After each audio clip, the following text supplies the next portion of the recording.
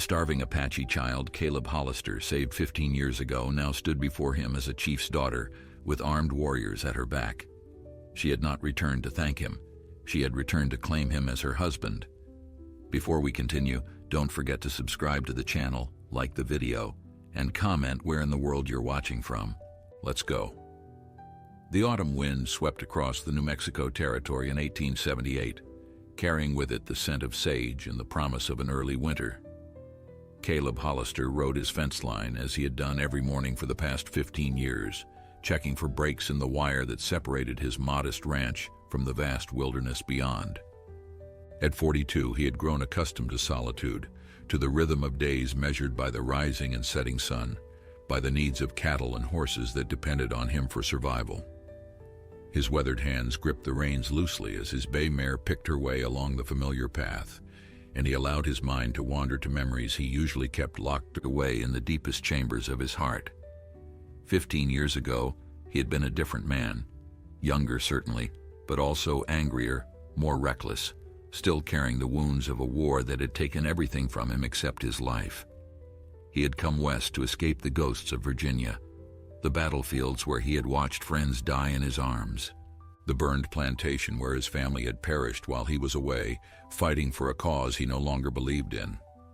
The frontier had seemed like a place where a man could remake himself, where the past could be buried beneath hard work and endless sky. And for the most part, it had been exactly that. Until the day he found the girl.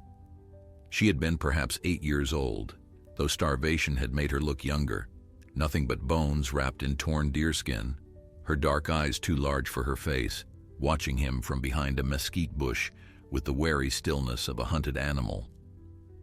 Caleb had been tracking a mountain lion that had been killing his calves when he stumbled upon her, alone and dying in the desert, so far from any Apache settlement that he could not imagine how she had come to be there. Later, he would learn that her band had been attacked by soldiers, scattered across the territory like seeds in a windstorm. She had been running for days, surviving on whatever she could find, which was precious little in that harsh landscape. Most men in his position would have ridden past. The Apache were enemies, after all, feared and hated by the settlers who had claimed their ancestral lands. A dead Indian child was one less warrior to fight in the future, one less mouth for the tribe to feed, one less problem for the territorial government to solve. But Caleb had seen too much death already. He had held dying boys in his arms, boys who had been enemies just moments before, and watched the light fade from their eyes while they called for their mothers in languages he did not speak. He had learned something in those terrible moments that had changed him forever. Suffering knew no nationality, no tribe, no uniform.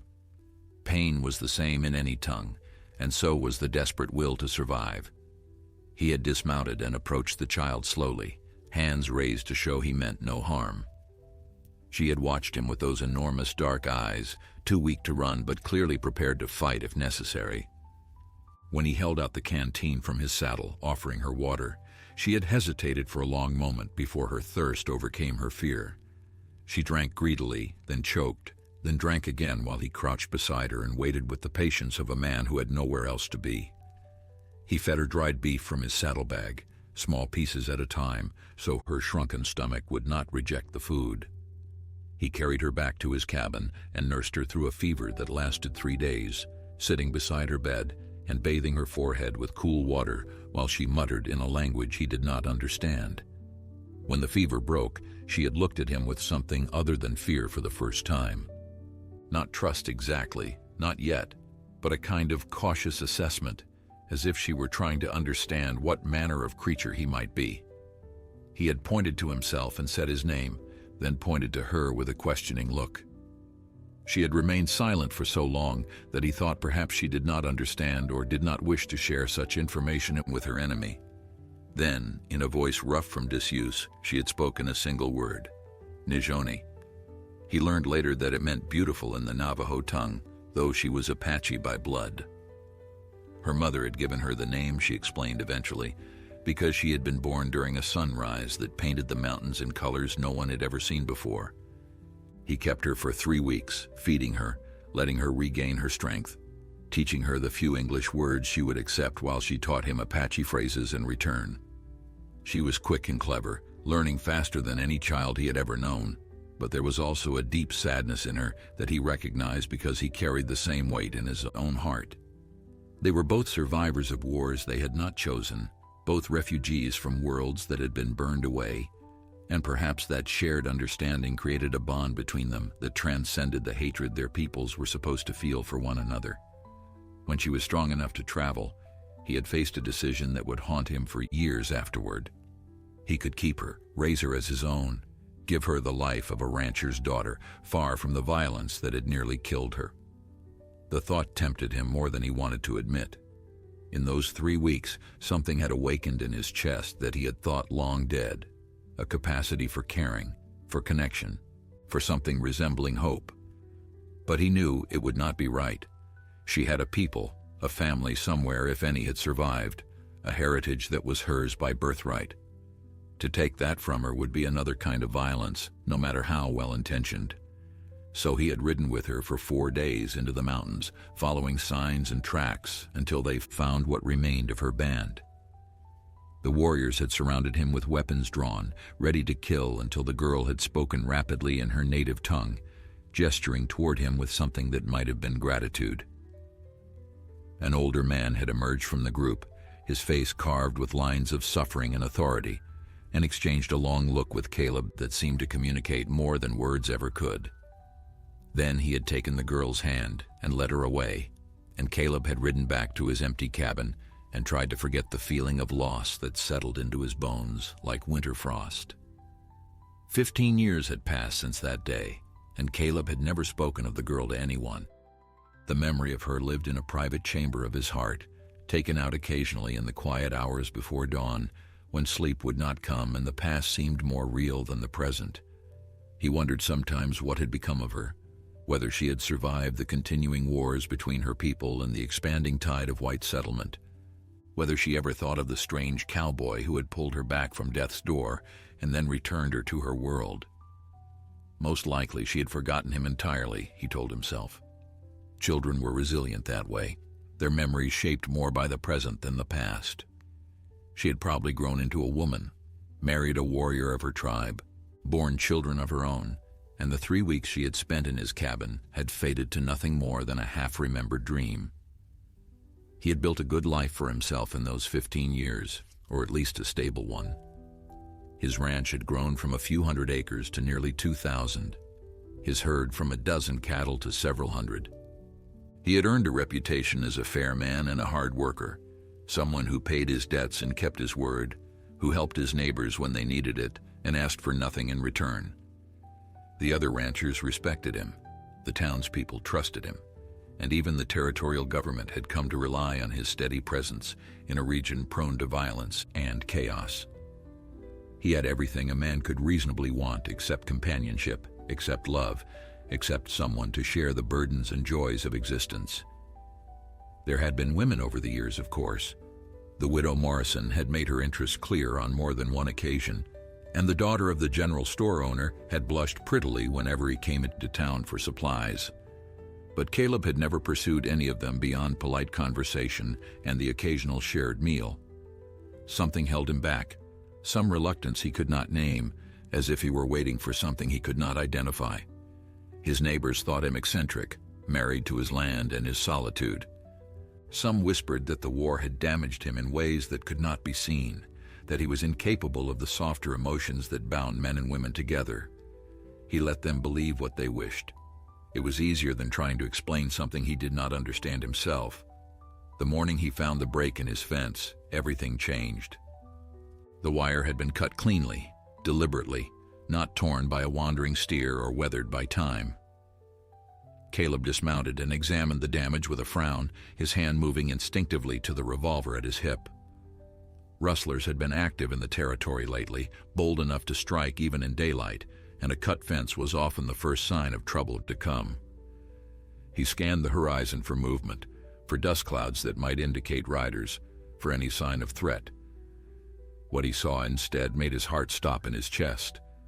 A woman stood on the ridge above him, silhouetted against the morning sky like a figure from a dream. She was dressed in traditional Apache garments, elaborately decorated with beadwork and silver. her long dark hair braided and adorned with feathers that caught the light. Even from a distance, he could see that she carried herself with an authority that spoke of status and power. Behind her, barely visible against the scrubland, waited a group of mounted warriors, their presence a clear statement of protection and purpose. This was no lost traveler, no refugee seeking help. This was someone important, someone who had come to his fence line deliberately, someone who wanted to be seen. Caleb remained motionless, his hand still resting on his revolver, but making no move to draw.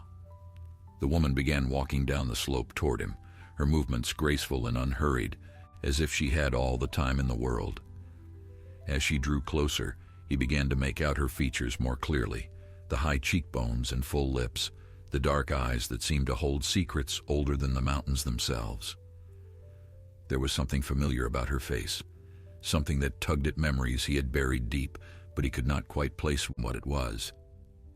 Then she stopped a few feet away from him, and when she spoke, her voice carried the echo of a past he had never forgotten.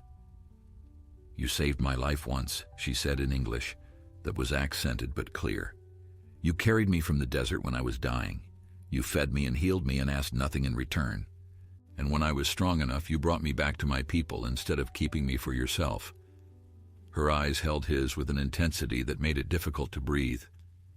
"I have never forgotten your kindness, Caleb Hollister. I have thought of you every day for 15 years, wondering if you were still alive, wondering if you ever thought of the Apache girl you rescued from death." Recognition crashed over him like a wave breaking against rocks. "Najoni," he breathed, the name feeling strange and sacred on his tongue after so many years of silence. The girl from the desert. The child he had nursed back to health and then released like a wild bird that could never truly be tamed. But she was no longer a child. She was a woman grown, beautiful and fierce, radiating a power that seemed to shimmer in the air around her. The transformation was so complete that he could hardly reconcile the skeletal, frightened creature he remembered with this magnificent figure who stood before him now. "You remember my name," she said, and something softened in her expression, something vulnerable beneath the armor of her authority. "I was afraid you might have forgotten." The warriors on the ridge shifted restlessly, clearly uncomfortable with their charge standing so close to a white man, but she ignored them entirely, her attention focused solely on Caleb. "I am no longer the starving child you found hiding in the brush. My father is chief of our band now, the same man who took my hand when you returned me. I am his only daughter, his heir, the one who will lead our people when he joins our ancestors in the spirit world." Caleb struggled to find words adequate to the moment, his mind racing through 15 years of wondering and hoping and trying to forget. The wind picked up around them, carrying the scent of sage and something else, something that reminded him of the days when he had sat beside her bed and watched her fight for life. He removed his hat, a gesture of respect that felt automatic despite the strangeness of the situation, and held it against his chest as he studied the woman she had become. The bones that had once pressed against her skin were now covered with healthy flesh. The fear that had haunted her eyes had been replaced by confidence and something else he could not quite name. "I thought about you," he said finally, his voice rougher than he intended. "More than I probably should have. I wondered if you survived, if you were safe, if returning you was the right choice. There were nights when I questioned everything, when I thought maybe I should have kept you, raised you myself, given you a different kind of life." She tilted her head slightly, a gesture he remembered from when she was a child, trying to understand some new concept he was explaining. "But you did not keep me," she replied. "You gave me back to my people, even though it cost you something. I could see it in your eyes the day you left. You wanted me to stay with you, but you let me go anyway." "It was not my place to keep you," he said. "You belonged with your people, your family. I was just a stranger who happened to find you at the right moment." She shook her head slowly, the feathers in her hair catching the light with each movement. "You were more than that. You were the first person who showed me that the white men were not all monsters, that kindness could exist even between enemies. My father told me I was foolish to remember you fondly, that you were probably dead by now, or had become like the other settlers who wanted only to destroy us. But I never believed him. I knew in my heart that you were different."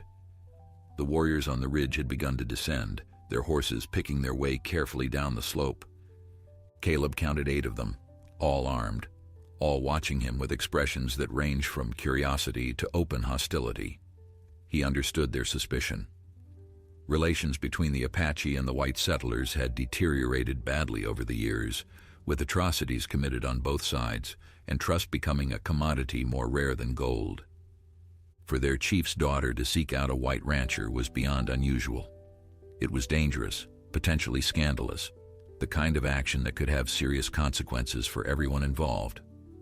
"Your companions do not seem pleased with this meeting," he observed, nodding toward the approaching riders. She glanced back at them with an expression that suggested their opinions were of little concern to her. "They are my father's men, sworn to protect me. They will do as I command, regardless of their personal feelings." Her attention returned to him, and he saw something flicker in her dark eyes, something that looked almost like uncertainty. "I did not come here merely to thank you for what you did long ago, Caleb Hollister. I came because my people are facing destruction, and I believe you may be the only white man who can help us." The statement hung in the air between them, heavy with implications he was only beginning to understand. He had heard rumors, of course. Everyone in the territory had heard about the Army's campaign to relocate the remaining Apache bands to reservations, about the battles and surrenders and forced marches that had decimated a people who had roamed these lands for generations. He had kept his head down and his opinions to himself, knowing that sympathy for the Indians was not popular among his fellow ranchers, but privately he had grieved for what was happening. He had seen too much destruction in his life already. Watching another people being systematically erased from existence brought back memories he had spent years trying to forget. "What kind of help do you need?" he asked, knowing even as he spoke that he was stepping onto dangerous ground. "The Army does not take kindly to civilians interfering in their affairs, and helping Indians is not exactly a path to popularity around here." She moved closer to him, close enough that he could see the individual beads woven into her dress, the silver ornaments that adorned her braids. "My father is dying," she said quietly, her voice carrying a weight of grief that he recognized intimately. "The sickness took hold of him last winter and has not released its grip. The medicine men have done everything they can, but the spirits tell us his time grows short. When he passes, I will become the leader of our band." Caleb absorbed this information, understanding now why she radiated such authority despite her youth. She was being prepared for leadership, groomed to guide her people through whatever darkness lay ahead. It was a burden he would not wish on anyone, let alone a woman who had already survived more hardship than most people could imagine. But it still did not explain why she had sought him out, why she stood on his land with warriors at her back, speaking of help he could not understand. "My father's final wish," she continued, "is to see our people settled somewhere safe before he dies. Not on a reservation where we will be treated like animals, but on land where we can live as we have always lived, hunting and farming and raising our children according to our traditions." He has sent messengers to the territorial governor, to the army commanders, to anyone who might listen, but they all refuse to negotiate.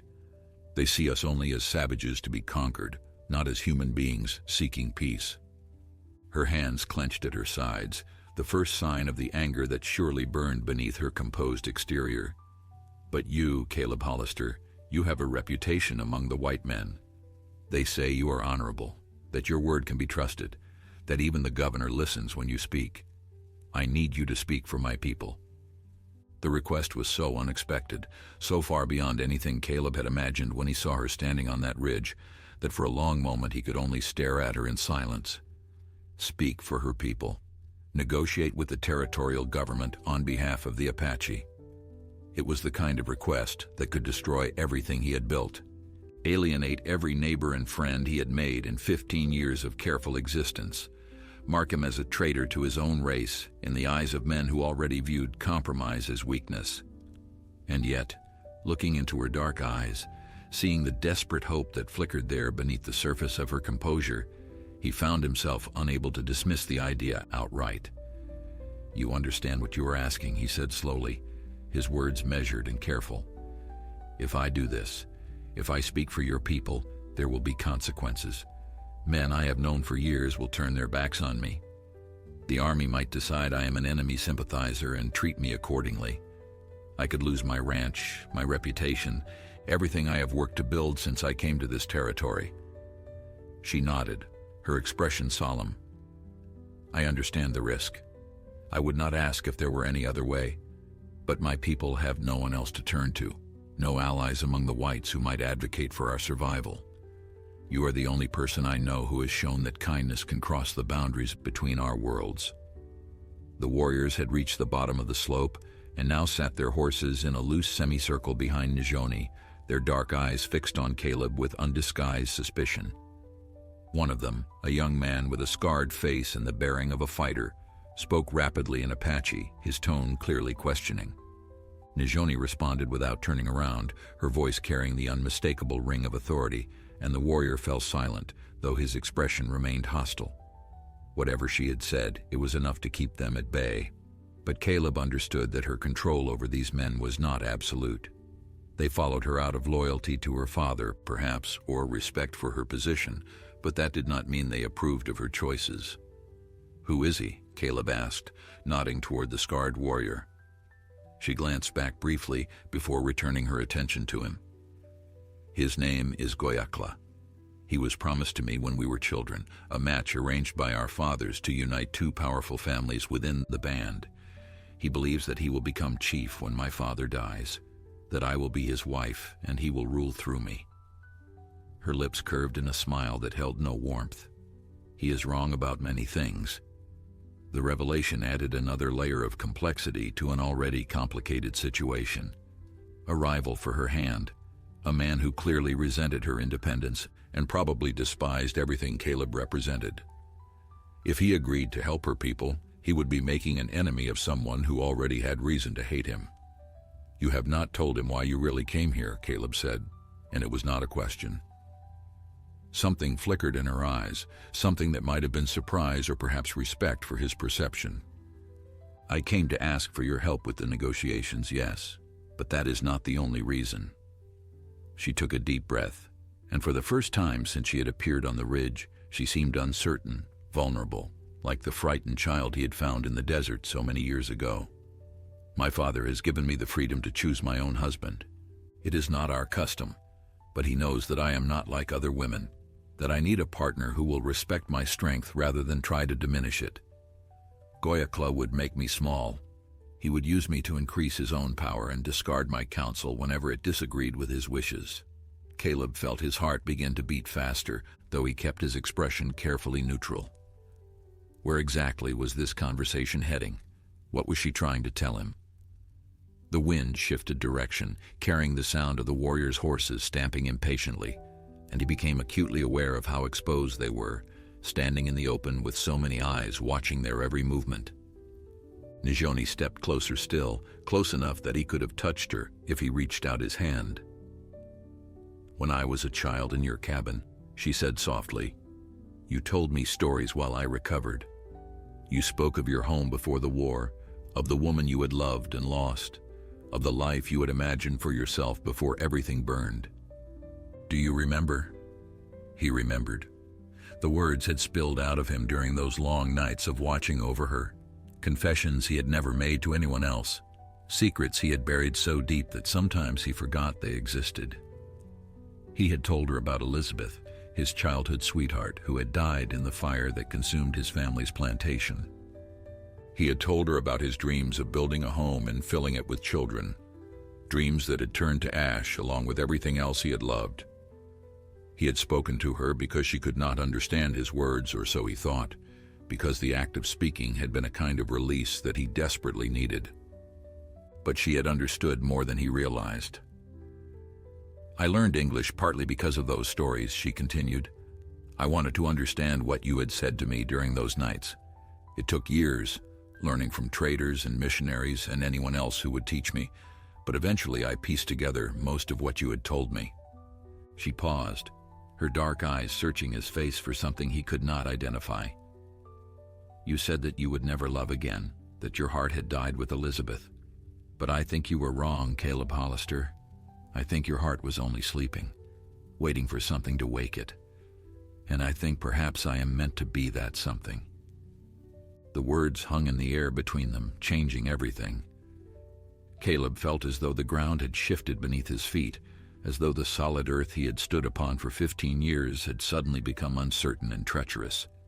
He had imagined many things when he saw Najoni standing on that ridge, many possible reasons for her appearance after so long an absence, but this had never entered his mind.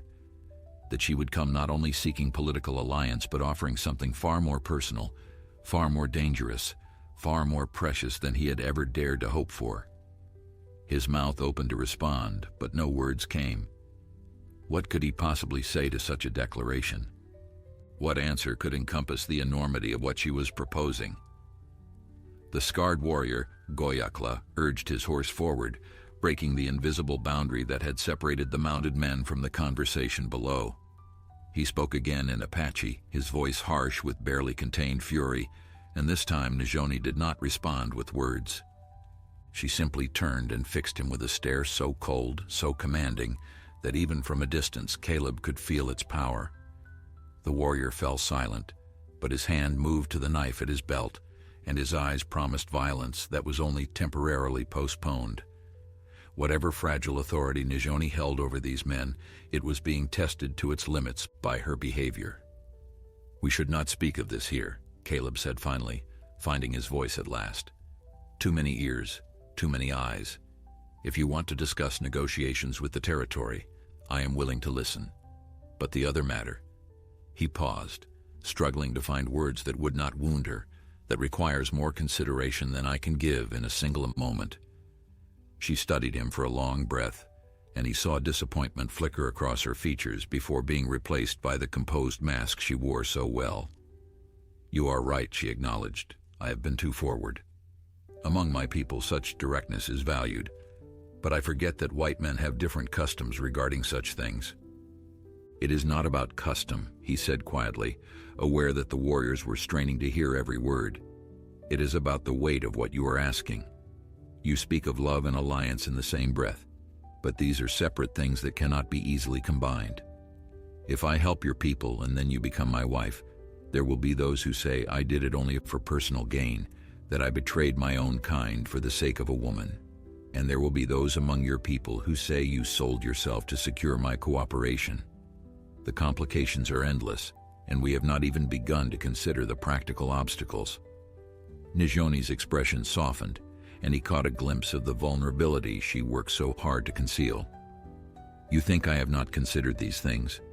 You think I arrived at this decision without understanding what it would cost? I have thought of nothing else for 15 years, Caleb Hollister. Every choice I have made, every skill I have learned, every political alliance I have cultivated has been in preparation for this moment." She gestured toward the land around them, the rolling hills and distant mountains that formed the backdrop of their conversation.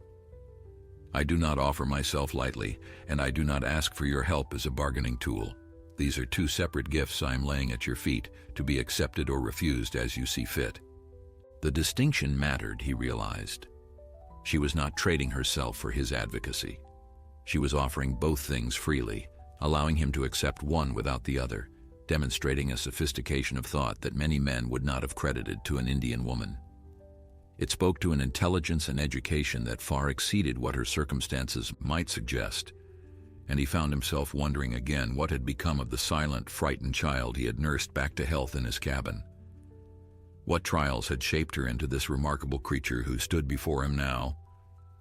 "Come to my ranch tonight," he said, making the decision before he fully understood its implications. "Bring 2 of your men if you must, but leave the rest behind. We will talk properly, without an audience, and I will give you my answer regarding both of your proposals." She nodded, accepting the terms without argument. "Tonight, then, when the moon rises above the eastern ridge." She turned and walked back toward the warriors, her bearing regal despite the tension that crackled in the air around her. Goyakla reached down to help her onto his horse, a gesture of possession that she tolerated but did not acknowledge, and within moments the entire group had wheeled and disappeared over the ridge, leaving Caleb alone with the cut fence and his churning thoughts. He spent the rest of the day in a fog of distraction. going through the motions of his work while his mind wrestled with the impossible situation that had presented itself. Help the Apache negotiate with the territory, take Nijoni as his wife. Either choice alone would be enough to upend his entire existence, and together they formed a challenge so daunting that he could barely comprehend its scope. He thought about Elizabeth, dead these 25 years, and wondered what she would say if she could see him now. She had been gentle and kind, raised in the same Southern traditions that had shaped his youth, and the idea of him marrying an Apache woman would have been beyond her imagination. But Elizabeth was gone, and the world she had represented had burned along with her. As the sun began its descent toward the western mountains, Caleb found himself standing on his porch, watching the shadows lengthen across his land. 15 years he had lived here, building something solid from nothing, proving to himself and others that a broken man could still create a meaningful life. Now a woman from his past had appeared like a spirit summoned from memory, offering him the chance to become something more than a solitary rancher waiting for death. The question was whether he had the courage to accept what she was offering, whether the man who had hidden from connection for so long could finally allow himself to hope again. The moon had just cleared the eastern ridge when Caleb heard hoofbeats approaching through the darkness. He had spent the evening hours preparing for the meeting, cleaning his modest cabin with an attention to detail that surprised him, setting out coffee and what simple provisions he had available. It felt strange to be hosting guests after so many years of solitude, stranger still to know that one of those guests was a woman who had declared her intention to become his wife. He had changed into his cleanest shirt and trimmed his beard, small vanities that made him feel foolish even as he indulged them. What did it matter what he looked like? This was a negotiation, not a courtship. But some part of him wanted her to see that he had made an effort, that her words had mattered enough to prompt such attention. She arrived with only 2 companions, as he had requested, though neither of them was Goyakla. These were older warriors, their faces weathered by decades of sun and struggle, their expressions neutral rather than hostile. They dismounted at the edge of his property and took up positions near the corral, clearly intending to wait outside while Nijoni conducted her business within. She approached the cabin alone, her elaborate dress replaced by simpler traveling clothes that somehow made her look even more striking. The moonlight caught the silver in her hair ornaments and cast shadows across her high cheekbones, and Caleb felt something stir in his chest that he had thought long dead. "Thank you for agreeing to meet with me," she said as she stepped onto the porch. "I know this is not easy for you." He held the door open for her, a gesture of courtesy that felt awkward given the circumstances. "Nothing about this is easy," he admitted, "but difficult things are sometimes the most important." She entered the cabin and paused just inside the threshold, her dark eyes taking in every detail of his home. The books on the shelf near the fireplace, the worn but comfortable furniture, the kitchen area where he had prepared their coffee, the bedroom door carefully closed that led to his private quarters. It was a simple dwelling, far removed from the grand plantation house of his youth, but it reflected the man he had become, practical and honest and unpretentious. "You have built a good life here," she observed, moving to examine the books more closely. "I can see why you would be reluctant to risk it." He poured coffee for both of them, grateful for something to do with his hands. "Sit, please. We have much to discuss." She settled into the chair across from his, accepting the cup he offered with a graceful nod. The firelight played across her features, illuminating the intelligence in her eyes and the determined set of her jaw. This was not a woman who would be easily dismissed or deceived.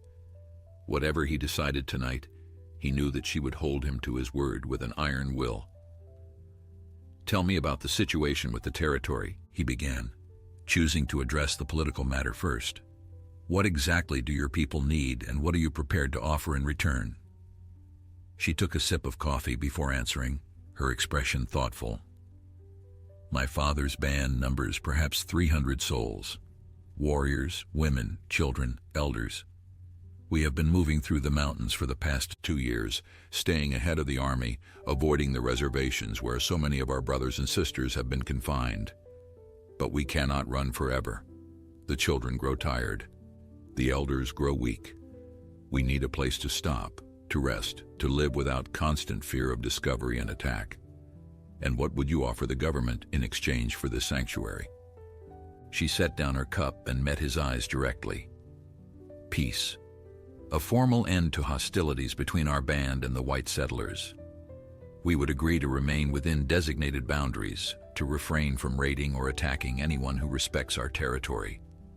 My father would sign whatever documents they require, make whatever promises they demand, if only they would allow us to exist. The desperation beneath her composed words was palpable, and Caleb understood suddenly the enormous pressure she must be under.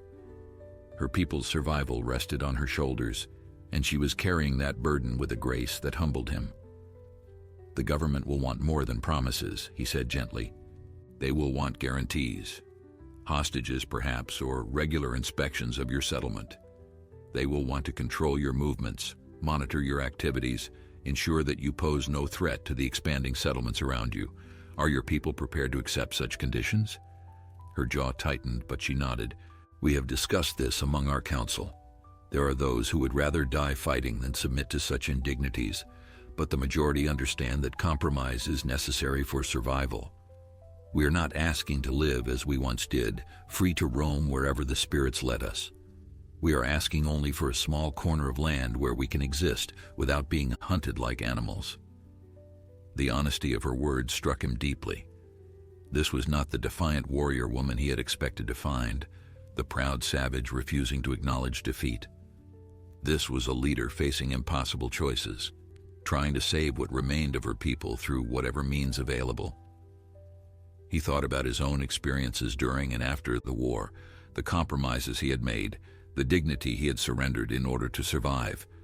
Who was he to judge anyone for doing the same? We will need to approach this carefully, he said, and something shifted in her expression, hope replacing the resignation that had begun to settle there. If I'm going to advocate for your people, I need to do it in a way that does not immediately alienate everyone whose support we require.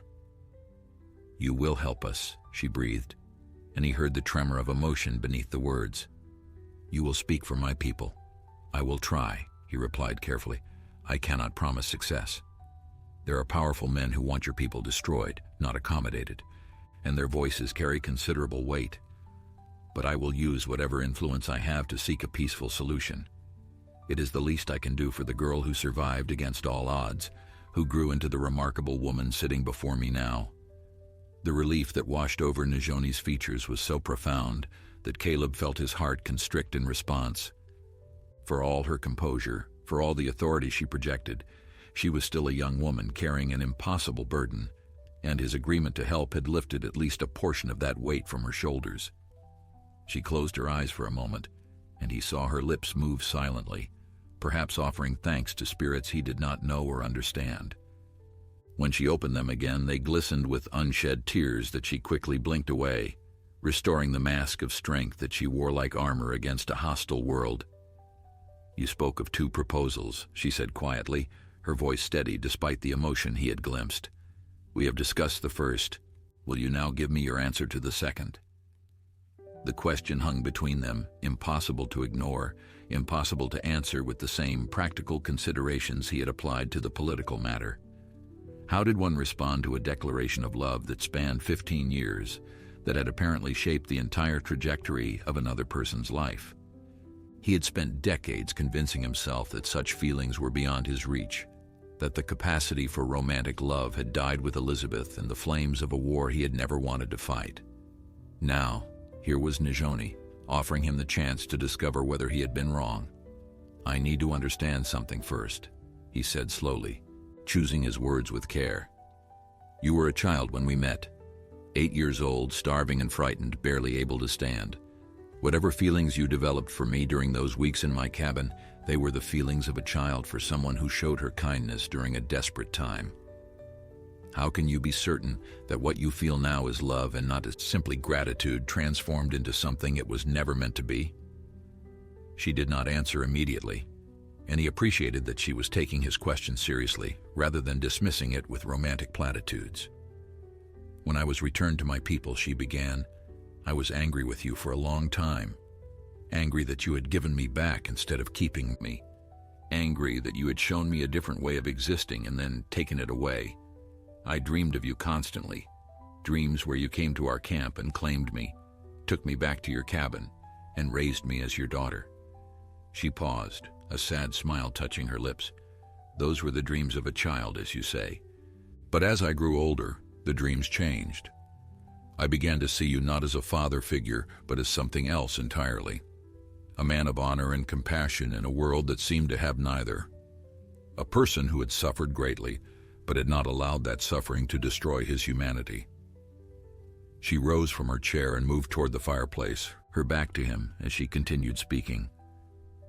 I sought out every piece of information I could find about you. Traders who had visited your ranch, missionaries who had heard stories from the settlers, even soldiers who had passed through the territory and knew your name. I built an image of you in my mind, piece by piece, and I compared every man I met to that image. Goyakla was strong and brave, a skilled warrior who would have made a powerful chief. But he lacked the gentleness I remembered in you, the capacity for mercy that you showed me when you could have ridden past and left me to die. No man I encountered could match what you had become in my imagination. Caleb listened in silence, trying to reconcile her words with his understanding of himself. He did not feel like the paragon she was describing. He felt like a broken man who had simply done what seemed right in a moment of crisis, who had continued to do what seemed right in all the moments that followed, not out of exceptional virtue, but out of an inability to act otherwise. The kindness she attributed to him was nothing more than basic humanity, the simple recognition that suffering deserved response regardless of who was suffering. But perhaps that was rare enough in this brutal world to seem extraordinary to someone who had experienced the opposite. When she turned to face him again, her expression had shifted, becoming somehow more open, more vulnerable than he had yet seen. "I am not asking you to love me today," she said softly. "I am not so foolish as to believe that feelings can be commanded into existence. What I am asking is whether you are willing to try, whether you will allow yourself the possibility of loving again, even knowing the risks, even knowing that it might lead to pain." She took a step toward him, closing the distance between them. "I have waited 15 years for this moment, Caleb Hollister. I can wait longer if you need time. But I need to know whether there is hope, whether the door to your heart is truly locked or merely closed." The question cut to the very core of his existence. Was the door to his heart locked? He had certainly believed so for many years, had built his entire life around that belief. But standing here in the firelight with this extraordinary woman offering herself to him, he felt something stir in regions he had thought forever frozen. Not love, not yet, but something that might become love given time and nurturing. A seed of possibility planted in soil he had assumed was barren. He thought about the years stretching ahead of him, the endless succession of solitary days and lonely nights that had once seemed acceptable, but now felt unbearably empty. "The door is not locked," he heard himself say, and the words felt like a key turning in a mechanism that had been rusted shut for decades. "I cannot promise where this path might lead, Nijoni. I cannot promise that the feelings you hope for will develop in me.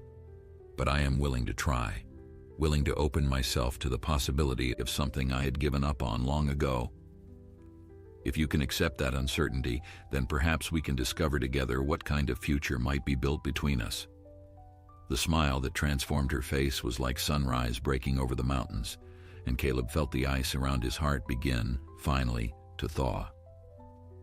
The weeks that followed were unlike anything Caleb had experienced in his adult life. Nijoni returned to her people with news of his agreement to advocate for them, and the negotiations with the territorial government began in earnest. He rode to Santa Fe 3 times in the first month alone, meeting with officials who ranged from cautiously sympathetic to openly hostile.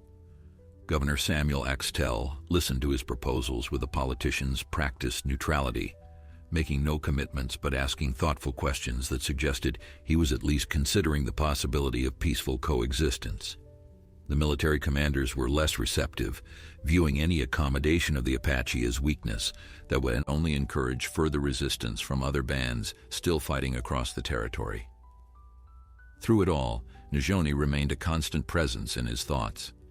She visited his ranch every few days, sometimes alone and sometimes with her elderly guardians, and they spent hours talking about everything and nothing. She told him about her childhood before the attack that had orphaned her temporarily, about the mother who had given her the Navajo name and the father who had taught her to track deer through mountain forests. He shared stories of his own past, the Virginia plantation where he had grown up, the war that had destroyed everything he knew, the long journey westward that had brought him to this place. With each conversation, the walls between them crumbled a little more, and the seed of possibility he had acknowledged began to send out tentative roots. The townspeople noticed, of course. In a territory where everyone knew everyone else's business, the sight of an Apache woman visiting a white rancher's property could hardly go unremarked. Some of his neighbors stopped speaking to him entirely, crossing to the other side of the street when they encountered him in town. Others offered warnings disguised as friendly advice, suggesting that he was making a dangerous mistake that would end badly for everyone involved. A few surprisingly expressed support, recognizing that peace with the Apache would benefit the entire region far more than continued warfare. Doc Hennessy, the elderly physician who had treated Caleb's injuries more than once over the years, told him quietly that he was doing the right thing, that someone needed to bridge the gap between the two peoples before there was no one left on either side. Goyakla remained a problem. The scarred warrior made no secret of his opposition to Nijoni's choices, and reports filtered back to Caleb of heated arguments within the Apache camp. Some of the younger warriors sided with Goyakla, viewing any negotiation with the whites as betrayal of their ancestors and their way of life. They wanted to fight until the last man fell, preferring glorious death to the slow suffocation of reservation existence. Nijoni held them in check through force of personality and the authority of her dying father. But Caleb understood that her control was tenuous at best. If the negotiations failed, if the government rejected their proposals, the faction calling for war would gain strength, and everything they were working toward would collapse. The breakthrough came unexpectedly during a meeting with a junior officer named Lieutenant Charles Whitman, who had been assigned to observe the proceedings. Unlike his superiors, Whitman had actually lived among various Indian tribes during his years of service and had developed a genuine respect for their cultures and capabilities. He listened to Caleb's proposals with interest and then made a suggestion that changed everything. There was land, he said, in the mountains north of the territory, land that the government had surveyed but found unsuitable for white settlement due to its remote location and difficult terrain. It was exactly the kind of place where a small band of Apache might live undisturbed, far enough from the settlements to pose no threat, isolated enough that nervous ranchers would have no cause for complaint. Caleb brought the proposal to Nijoni that same evening, riding hard through the twilight to reach the canyon where her people had made temporary camp. She listened with growing excitement as he described the location, the terms that Lieutenant Whitman thought might be acceptable, the possibility of a permanent home for her band. When he finished, she did something that surprised them both. She stepped forward and kissed him, a brief press of her lips against his that nonetheless sent lightning through his entire body. It was their first physical intimacy beyond the occasional touch of hands, and it promised more to come when circumstances allowed. "I must tell my father," she said, her voice trembling with emotion. "He has been holding on, waiting to hear whether there is a hope. This news may give him the strength to survive until the agreement is signed." She paused, her dark eyes searching his face in the fading light. And then, "Caleb Hollister, when my people are safe and my father has found peace, I will come to you properly, not as a negotiator or a visitor, but as a woman coming to claim the man she loves." The promise in her words set his heart racing in ways he had forgotten were possible. The following weeks were a blur of activity. Papers were drawn up and revised. Boundaries were surveyed and marked. Governor Axtell, convinced by Lieutenant Whitman's arguments and perhaps motivated by the political benefits of being seen as a peacemaker, agreed to present the proposal to the territorial legislature. Nijoni's father, Chief DeSoto, rallied enough strength to attend a formal meeting with government representatives. his dignified bearing and eloquent words making a profound impression on men who had expected nothing more than a savage in feathers. The agreement was not everything the Apache had hoped for. There were restrictions and requirements that chafed against their traditions, but it was enough. It was survival. It was a future. Through it all, Caleb found himself changing in ways he had not anticipated. The isolation that had defined his existence for 15 years began to feel less like protection and more like imprisonment. He caught himself smiling at small things, looking forward to Njoni's visits with an eagerness that would have embarrassed his younger self. The door to his heart that he had acknowledged was not locked had swung fully open now, and what poured through it was not the overwhelming passion of youth, but something deeper and more sustaining. A love built on mutual respect and shared struggle, on understanding forged through honest conversation, on the recognition that two broken people might somehow create something whole together. The attack came on the night before the agreement was to be signed. Caleb was sleeping in his cabin when the sound of gunfire shattered the darkness, followed by war cries that turned his blood to ice. He rolled out of bed and grabbed his rifle in one smooth motion, years of frontier survival overriding the confusion of sudden awakening. Through the window he could see flames rising from his barn, orange tongues of destruction licking at the dry timber, while shadowy figures moved between the outbuildings. For one terrible moment, he was back in Virginia, watching his family's plantation burn while he stood helpless miles away. Then training took over, and he was moving toward the door, rifle raised, mind calculating angles of approach and likely positions of attackers. He counted at least 6 riders circling the property, their faces painted in patterns he recognized as Apache war markings.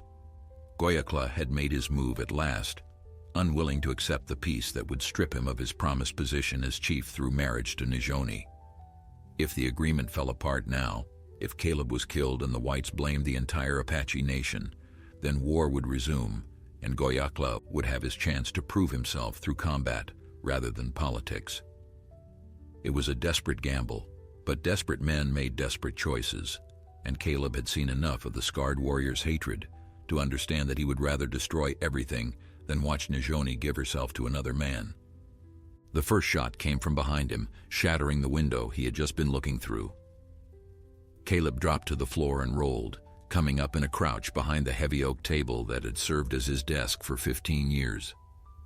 Return fire from his rifle dropped one of the riders, but the others were already dismounting, spreading out to approach the cabin from multiple directions.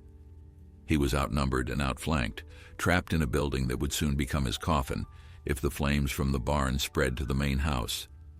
The situation seemed hopeless, but he had been in hopeless situations before and survived through sheer stubborn refusal to surrender. The cabin door burst inward, and Goyakla himself stood framed in the opening, his scarred face twisted with hatred and triumph. Behind him, 2 warriors held torches ready to set the building ablaze. "You took what was mine," the scarred warrior snarled in heavily accented English.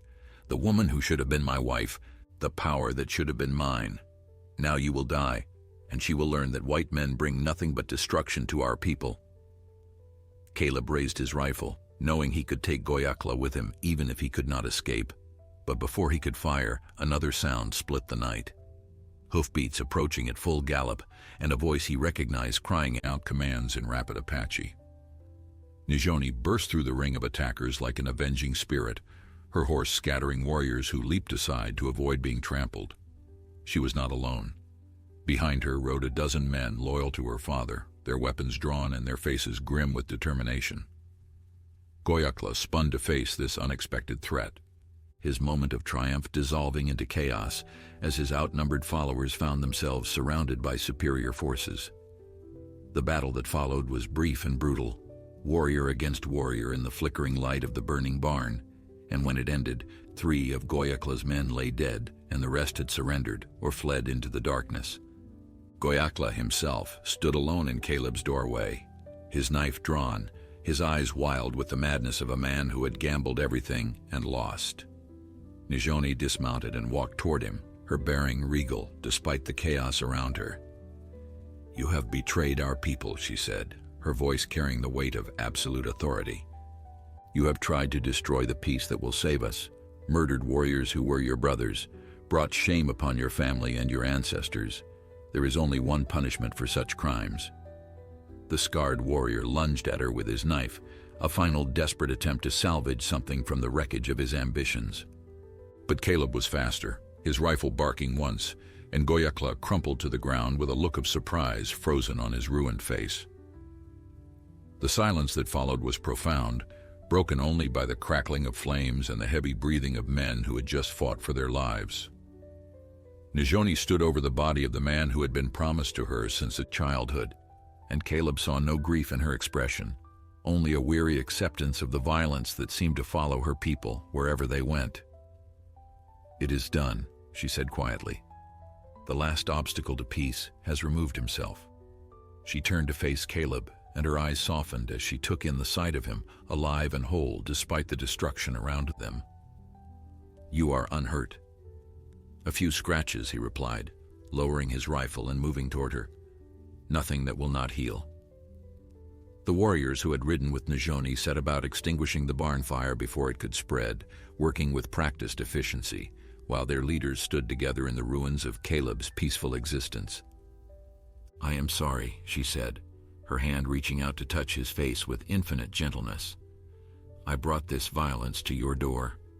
I should have dealt with Goyakla long ago, before his resentment could fester into madness."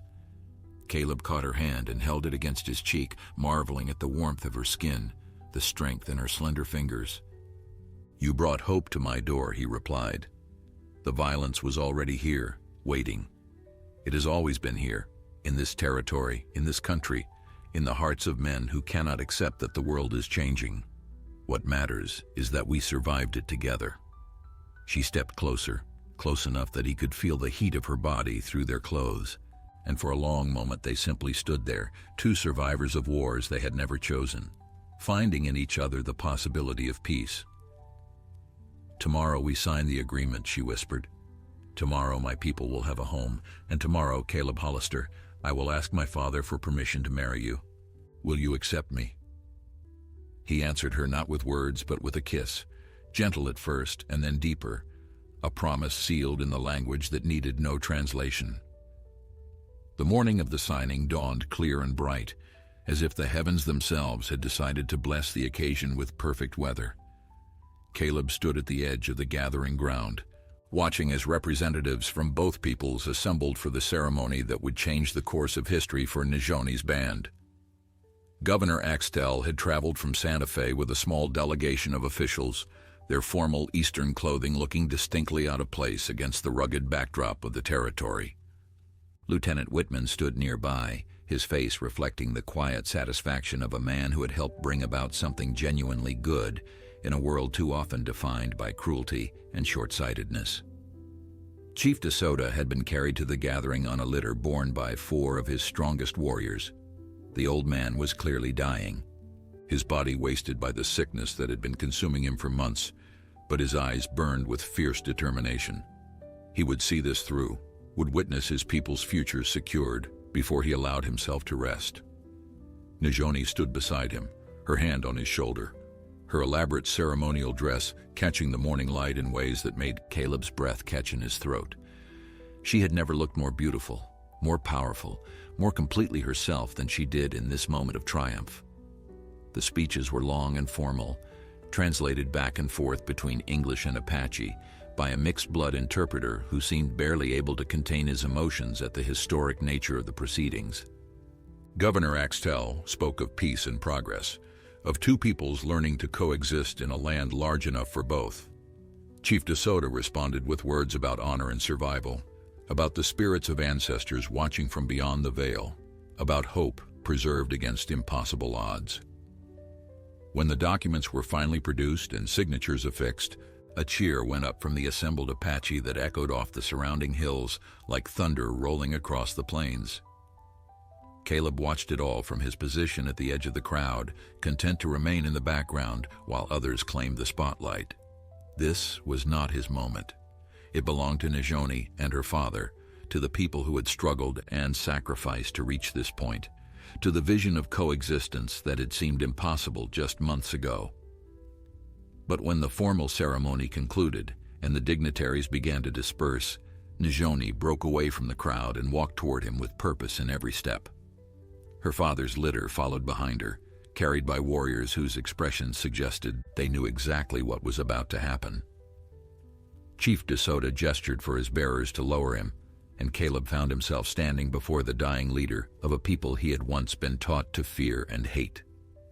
The old man studied him with eyes that seemed to see far more than the surface, reading the contents of his character in ways that made him feel exposed and vulnerable. Then, slowly, a smile spread across the weathered face, and Chief DeSoto spoke in Apache while Najoni translated.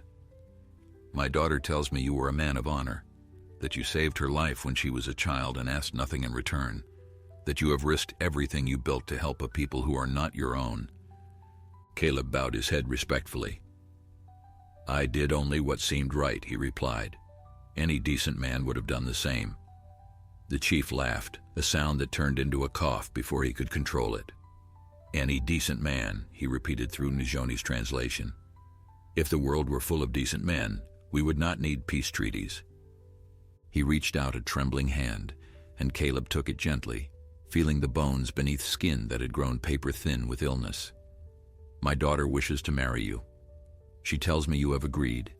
I ask you now, before the spirits of my ancestors, whether you understand what this means." "I understand that I love her," Caleb said simply. "I understand that she has given me back something I thought was lost forever. And I understand that by joining with her, I am joining with her people, accepting responsibility for their welfare as surely as I accept responsibility for hers." The chief held his gaze for a long moment, then nodded slowly. "You will make a good husband for her, and perhaps in time, a good leader for the people she will one day guide." He released Caleb's hand and gestured to his daughter. "Take him. He is yours. Make something beautiful from the pain you have both survived." The wedding took place 3 days later, a blend of Apache tradition and simple frontier practicality that reflected the union it celebrated. Najoni wore white buckskin decorated with beadwork that had taken her months to complete, each pattern telling a story of their journey toward this moment. Caleb wore his best suit, cleaned and pressed for the occasion, feeling simultaneously awkward and more certain than he had ever felt about anything in his life. The ceremony was conducted by Chief DeSoto himself, his final act of leadership before surrendering to the illness that would claim him within the week. As the sun set over the mountains that would become home to Najoni's people, Caleb stood with his wife on the ridge overlooking the valley where their future would unfold. Below them, the Apache were already beginning to build the settlement that would shelter them through the coming winter and all the winters to follow. Children ran between the emerging structures, their laughter carrying on the evening breeze like music from another world. Warriors who had once viewed Caleb with suspicion nodded to him as they passed, accepting him as one of their own through the simple alchemy of shared purpose and proven loyalty. "You saved my life twice," Najoni said softly, leaning into his embrace as the first stars appeared in the darkening sky. "Once when I was a starving child in the desert, and once when you gave my people a future." He tightened his arms around her, marveling at the path that had led them to this moment. "You saved mine," he replied. "You reminded me that the heart can heal, that love can grow from the most unlikely soil, that hope is never truly lost, as long as we refuse to surrender it." She turned in his arms and kissed him, and in that kiss was everything they had survived and everything they would build together. Two people from different worlds, united by compassion that had transcended hatred, creating something new and precious in a land that desperately needed healing. Behind them, the past lay buried with its pain and loss. Before them stretched a future bright with possibility, waiting to be written by their joined hands and willing hearts.